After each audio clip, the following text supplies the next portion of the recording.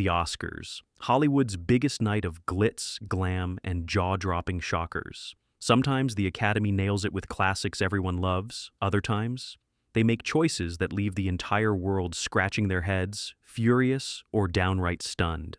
Have you ever wondered which Oscar wins caused the biggest uproar and why? Buckle up, because some of these decisions changed film history forever, but not always for the right reasons. Ready to dive into the top 10 most controversial Oscar wins ever? Crash 2005. All right, let's kick things off with the mother of all Oscar upsets, Crash in 2005. If you were watching the ceremony that year, you probably remember the collective gasp when Crash took home Best Picture. Why? Because almost everyone, critics, fans, the entire Hollywood rumor mill, expected Brokeback Mountain to dominate. And with good reason. Ang Lee's groundbreaking drama about a gay cowboy romance wasn't just a film, it was a cultural moment, smashing taboos and reshaping Hollywood's idea of what a love story could be. But then Crash swooped in, a film about racial tensions in Los Angeles that many found heavy-handed and honestly, a bit forgettable. It's not that Crash was a terrible film, it had a solid cast and tackled important themes, but compared to the nuanced storytelling and emotional punch of Brokeback Mountain, it just felt safe. And that's the kicker.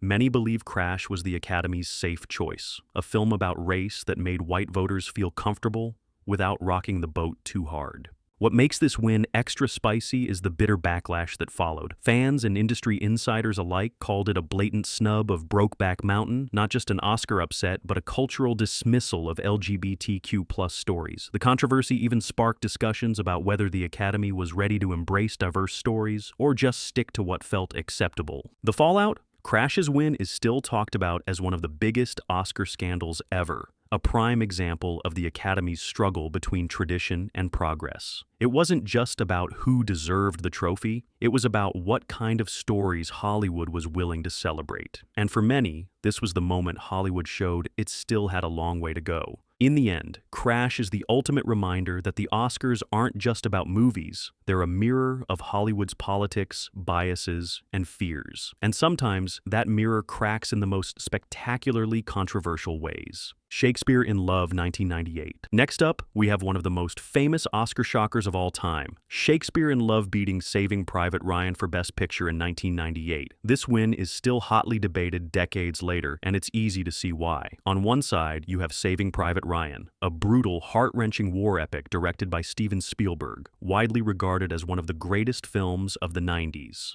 On the other hand, Shakespeare in Love, a witty romantic comedy about a fictional love affair involving the bard himself. Both movies are good, but come on, Best Picture? What really pushed Shakespeare in Love over the top wasn't just the film itself, but the marketing blitz behind it. Harvey Weinstein and his Miramax team famously launched one of the most aggressive Oscar campaigns in history, reportedly spending millions to sway Academy voters. Their strategy? Charm, exclusivity, and pushing the narrative that their movie was the underdog genius against Spielberg's heavy hitter. The gamble paid off. Voters fell for the charm offensive, and suddenly, Shakespeare in Love was the Oscar darling. The win caused an uproar not just because Saving Private Ryan was a masterpiece, but because the underdog seemed to have won by sheer marketing muscle rather than merit alone. Critics argued that Shakespeare in Love was delightful and well-made, but lacked the emotional weight and historical significance of Saving Private Ryan. The win felt like a betrayal to realism and serious filmmaking. It's the classic case of style beating substance at the Oscars, leaving many scratching their heads, and some wondering if the Oscars had been bought. This win also sparked a broader conversation about Oscar politics, the power of studio campaigns, and how much the Academy Awards reflect actual quality versus industry lobbying. For many film fans, it was a bitter pill to swallow, highlighting how the glitzy world of Hollywood awards can sometimes reward hype over heart. In the end, Shakespeare in Love winning Best Picture is a story about more than just a movie. It's about the dark arts of Oscar campaigning and how the shiny allure of Hollywood magic can sometimes outshine even the most gripping, gutsy films. Green Book 2018. All right, let's talk about Green Book, the 2018 Best Picture winner that split audiences harder than a Hollywood divorce. On paper, it's a classic feel-good story about an unlikely friendship crossing racial lines during a tense era in America. The performances? Solid. The message? Well-intentioned. But here's the catch. Many felt Green Book was more about making white audiences feel comfortable than actually confronting the brutal realities of racism.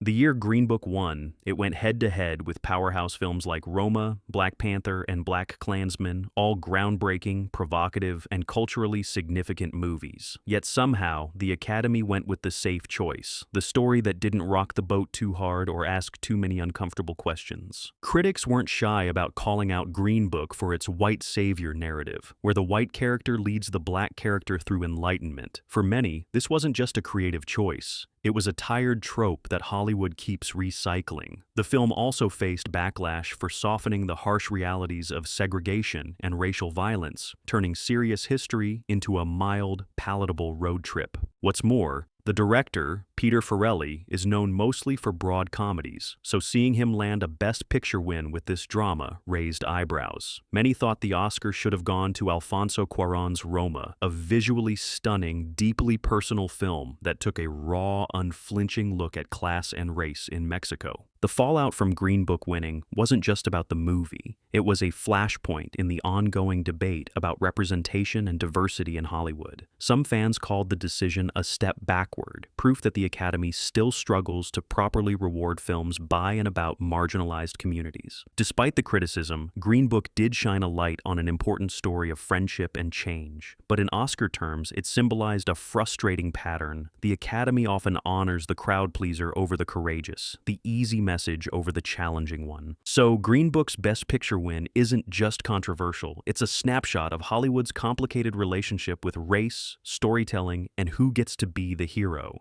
The Greatest Show on Earth, 1952. Now let's rewind to 1952 and a Best Picture win that still baffles movie buffs. The Greatest Show on Earth. This circus extravaganza from Cecil B. DeMille had all the glitz and spectacle you'd expect, big sets, dazzling performances, and a star-studded cast. But here's the problem. As a film, it's widely considered one of the weakest Best Picture winners ever. Why? Because in the same year, it beat out High Noon. Yes, High Noon. The tense, tight, and endlessly thrilling Western starring Gary Cooper, a film that still influences Hollywood today. While The Greatest Show on Earth wowed with spectacle, High Noon delivered heart-pounding drama and a story that was lean, mean, and unforgettable. The Academy's choice seemed like a classic case of style over substance.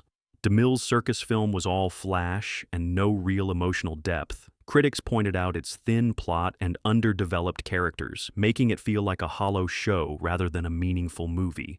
Meanwhile, High Noon was a tense moral tale about courage and standing up to fear, a film that many thought deserved every Oscar it was nominated for. But the circus spectacle had something the Academy couldn't resist: grandeur. The colorful sets, the dramatic circus acts, and the sheer scale of production dazzled voters, overshadowing High Noon's quieter but more powerful storytelling. It was a win that made many shake their heads and question what exactly the Oscars were rewarding. The legacy?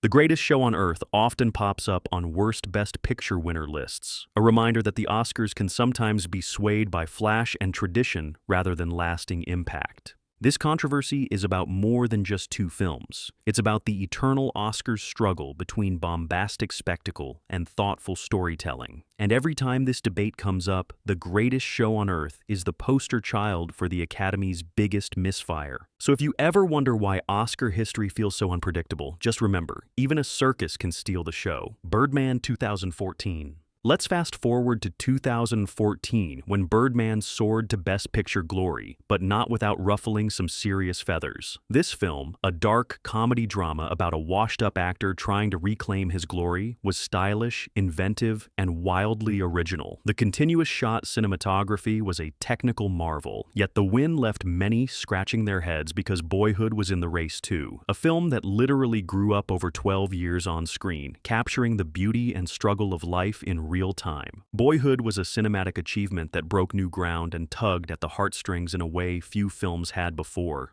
It felt personal, authentic, and quietly revolutionary. So why did Birdman get the golden statue instead?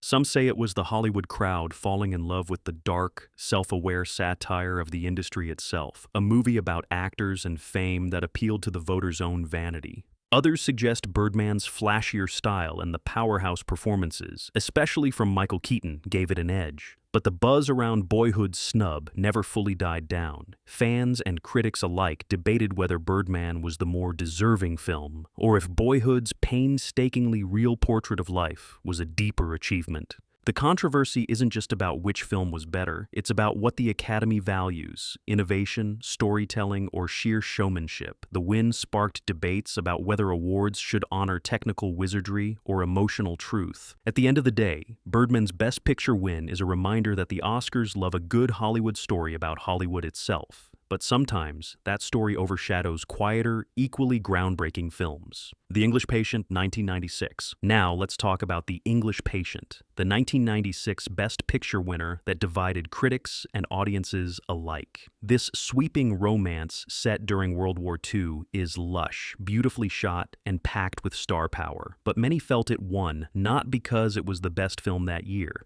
but because of its grandeur and old-school Hollywood appeal. The English Patient was up against some seriously strong contenders like Fargo, a dark, quirky crime drama, and Secrets and Lies, a powerful British film about family and identity. Both were critically acclaimed, groundbreaking in style and storytelling, yet neither managed to topple the epic romance. The film's romanticism, its poetic narration, and gorgeous cinematography dazzled the Academy, but some critics called it slow, self-indulgent, and emotionally distant. They argued that it prioritized style over substance, wrapping a thin story in beautiful imagery. This win also sparked conversations about the Academy's tendency to reward lavish period dramas, films that look and feel important because of their setting and production values, over more innovative or edgy storytelling. For many, The English Patient felt like a safe pick, the kind of movie the Oscars love: elegant, classic, and star-studded. But for fans of cinema pushing boundaries, it was a missed chance to celebrate films that broke the mold. The controversy around this win highlights a recurring Oscars theme: the tension between classic Hollywood glamour and modern, daring cinema. It's a reminder that sometimes beauty can blind the voters to what's truly groundbreaking. The English Patient is still admired by many, but its Best Picture win remains a point of contention, representing a moment when the Academy rewarded spectacle over boldness. Driving Miss Daisy, 1989. Next, let's roll back to 1989, and the Best Picture win that still makes film fans go, "Wait, what?" Driving Miss Daisy.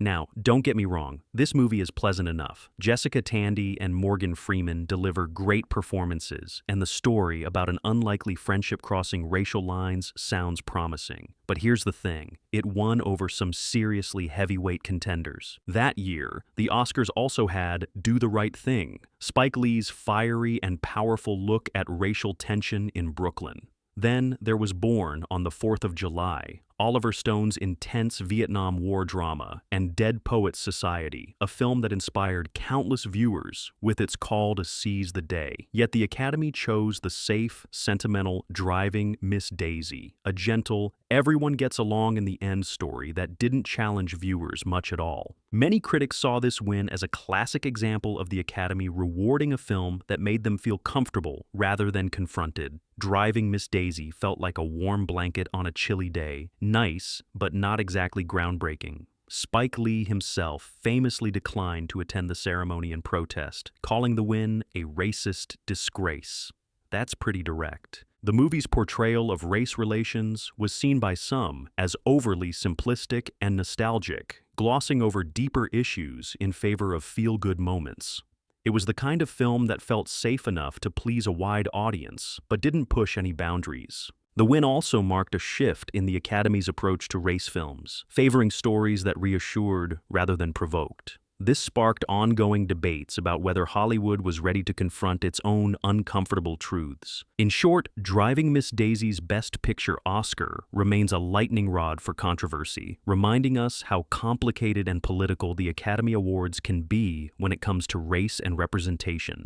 Around the World in 80 Days, 1956. All right, here's one from the 1950s that still has film buffs shaking their heads. Around the World in 80 Days, a bright, colorful adventure with sprawling sets, catchy music, and a globe-trotting plot that promised excitement. Sounds like a winner, right? Well, yes, but only if you judge by spectacle alone. In 1956, Around the World in 80 Days took home Best Picture, but many argue it shouldn't have even been nominated. Why? Because it beat out films like Giant, a sprawling, emotional masterpiece starring James Dean and Elizabeth Taylor. Giant tackled big themes like family, love, and racism with nuance and heart. It was a serious film with weight and depth. Around the World in 80 Days felt more like a lavish theme park ride, a fun distraction packed with eye candy, but lacking in emotional or narrative substance. It was the kind of movie designed to wow audiences with visuals and grand scale, not move them with story or characters. The 1950s were a strange decade for the Oscars, with lots of glossy productions that prioritized spectacle over daring storytelling. This win is a perfect example of that trend. The Academy rewarded the safe, flashy choice rather than the emotionally resonant one. Critics often call this the quintessential big production wins moment, where an elaborate set and colorful costumes trump meaningful cinema. Looking back, it feels like a missed opportunity to honor a film with lasting impact. This controversy is a reminder that the Oscars aren't always about the best film. They're about the best package Hollywood can sell on any given night. So if you ever wonder why some Oscar winners don't age well, just think of Around the World in 80 Days, a movie that dazzled then but left many feeling underwhelmed now. Have been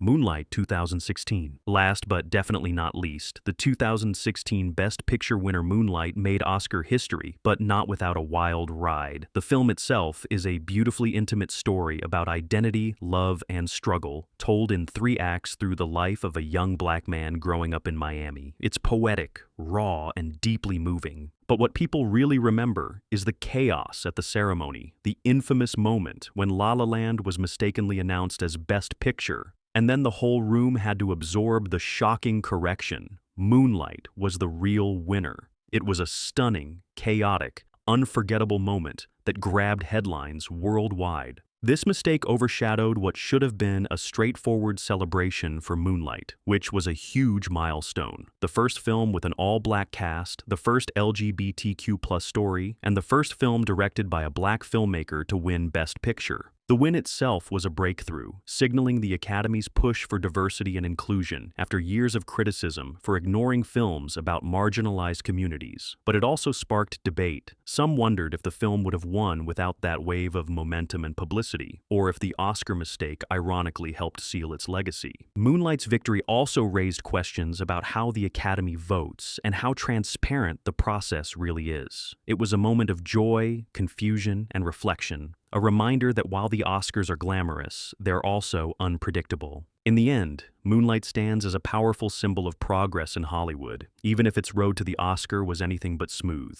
And it's proof that sometimes the most controversial wins come with the most unforgettable moments. That's a wrap on the top 10 most controversial Oscar wins that shook Hollywood. These moments show the Oscars are about more than films, they're about politics, power, and chaos. Which shocked you the most? Comment below, subscribe for more Hollywood deep dives, and share with friends. What unexpected Oscar twist will happen next?